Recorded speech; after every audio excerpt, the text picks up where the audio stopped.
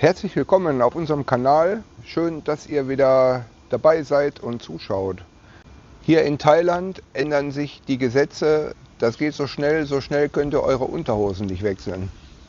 Es gibt wichtige Neuigkeiten zum Thema Konsum und Erwerb von Cannabisprodukten in Thailand. Nachdem Thailand 2022 den Konsum von Cannabis mehr oder weniger legalisiert hatte, gibt es jetzt eine ziemlich dramatische Kehrtwende.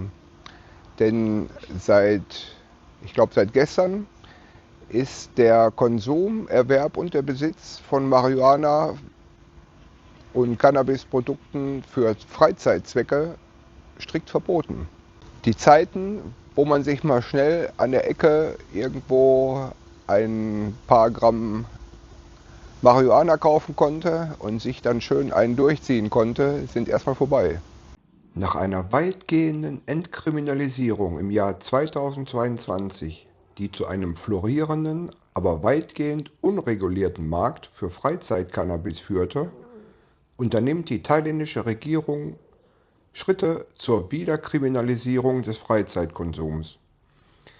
Ab dem 26. Juni 2025 ist eine neue Verordnung in Kraft getreten, die den Cannabiskonsum wieder streng auf medizinische Zwecke beschränkt.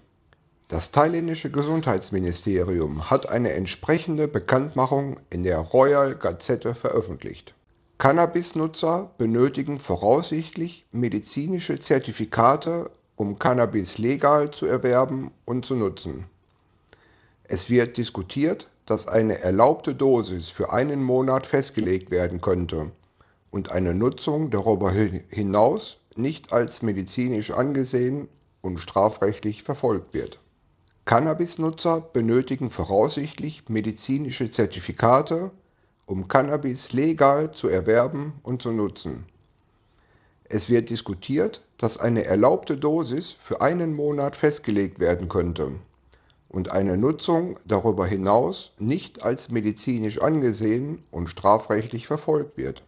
Der Verkauf wird ebenfalls strenger reguliert.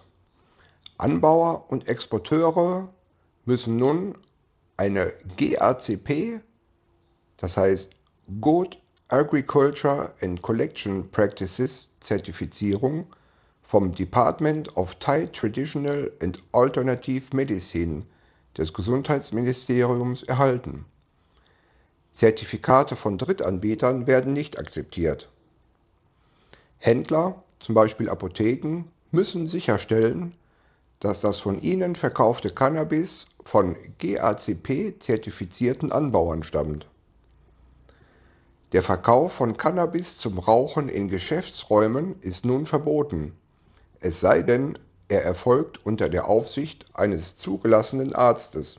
Das Rauchen von Cannabis an öffentlichen Orten war bereits zuvor verboten und bleibt dies auch. Die neuen Regelungen verschärfen dies weiter, indem der Freizeitkonsum generell eingeschränkt wird.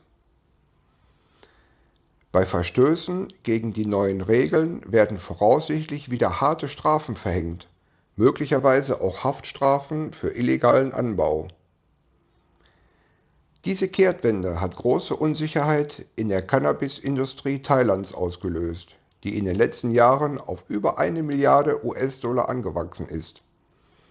Viele Cannabisgeschäfte befürchten nun um ihre Existenz. Wie denkt ihr über das Thema Cannabis?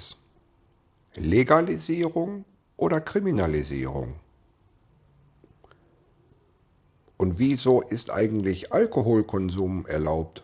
Alkohol ist in vielen Kulturen, einschließlich der thailändischen, seit Jahrhunderten tief verwurzelt. Er spielt eine Rolle bei sozialen Anlässen, Feiern und religiösen Ritualen. Diese lange Tradition hat zu einer gesellschaftlichen Akzeptanz und Integration geführt, die Cannabis in den meisten Ländern nicht genießt. Historisch wurde Cannabis oft mit Randgruppen und Kriminalität assoziiert, was zu einer tief verwurzelten Stigmatisierung geführt hat, die nur schwer abzubauen ist. Alkohol hingegen wurde in der Regel von der breiten Gesellschaft konsumiert und war somit weniger stigmatisiert, obwohl er ebenfalls erhebliche negativen Folgen haben kann. Wissenschaftliche Studien und viele Mediziner weisen darauf hin, dass die gesundheitlichen Risiken von Alkohol im Allgemeinen höher sind als die von Cannabis.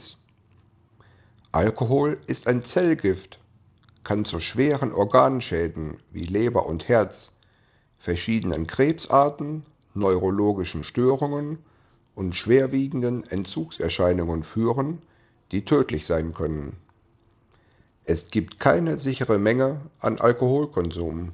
Cannabis birgt ebenfalls Risiken, insbesondere für die Entwicklung des Gehirns bei Jugendlichen und bei der Kombination mit Tabak das Krebsrisiko der Atemwege. Die akute Toxizität ist jedoch deutlich geringer und es gibt kaum Berichte über cannabisbedingte Todesfälle durch Überdosierung. Trotz der wissenschaftlichen Erkenntnisse ist die öffentliche Wahrnehmung oft noch von alten Vorurteilen geprägt. Alkohol wird als gesellschaftlich akzeptiertes Laster angesehen, während Cannabis oft noch als gefährliche Droge wahrgenommen wird, die zum Konsum härterer Drogen führen könnte. Sogenannte Einstiegsdroge-Theorie, die wissenschaftlich weitgehend widerlegt ist. Die Alkoholindustrie ist weltweit und auch in Thailand ein riesiger Wirtschaftszweig mit enormem Lobbyeinfluss. Sie generiert hohe Steuereinnahmen und schafft Arbeitsplätze, was Regierungen zögern lässt, den Verkauf von Alkohol zu verbieten oder drastisch einzuschränken. Alkohol- und Cannabiskonsum können weltweit erhebliches Leid in Familien verursachen, auch wenn die Auswirkungen und die öffentliche Wahrnehmung der beiden Substanzen sich unterscheiden. Allgemeine Auswirkungen Die allgemeinen Auswirkungen von Substanzmissbrauch, sowohl von Alkohol als auch von Cannabis auf Familien sind unter anderem finanzielle Probleme, Beziehungsprobleme, häusliche Gewalt, Vernachlässigung und Missbrauch von Kindern, psychische Gesundheit der Familienmitglieder, rechtliche Probleme, soziale Isolation, Kreislauf der Sucht. Es geht hier nicht darum, herauszufinden, ob eine Substanz schlimmer ist als die andere, sondern die Tatsache anzuerkennen, dass jeglicher substanzbezogener Missbrauch schwerwiegende und oft lang anhaltende negative Auswirkungen auf alle Familienmitglieder haben kann, insbesondere auf Kinder. Dies gilt es immer zu beachten.